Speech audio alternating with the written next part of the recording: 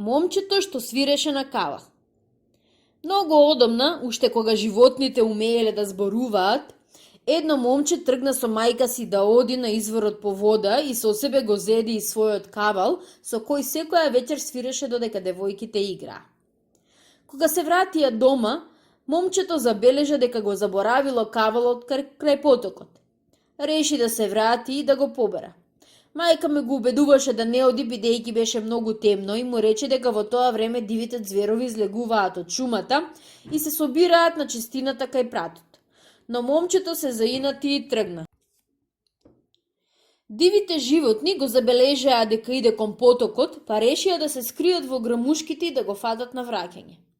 И навистина, кога момчето тргна да си оди, дивите животни од сите страни го обкружија, прашувајќи го што бара тука толку доцна.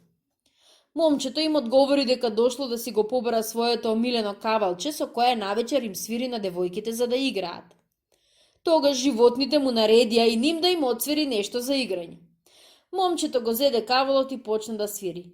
Филеле, филеле, бабино оку филеле. Прв заигра јагуарот. Играше, се измори и си замина во шумот. Потоа заигра друго животно, па уште едно и набрку сите животни се фатија во орото. Игра и едно по едно си одеа во шумот. Сирото дете одва и свиреше од умор. Тогаш дојде мајминот и запеа. Свирба да засвириме, оро да заиграме, китикау, китикау. Најпосле сите си заминаа. Остана само јагнето. Тоа му приде на момчето, му го зеде кавалот, му рече да си оди и почна да свири.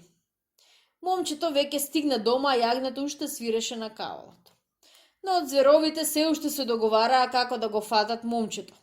Кога видоа дека јагнето свири, тие рекоа: "Јагнето сега свири, да го изедеме сега него." Тогаш јагнето го фрли кавалот и почна да бега колку што го држеа нозите.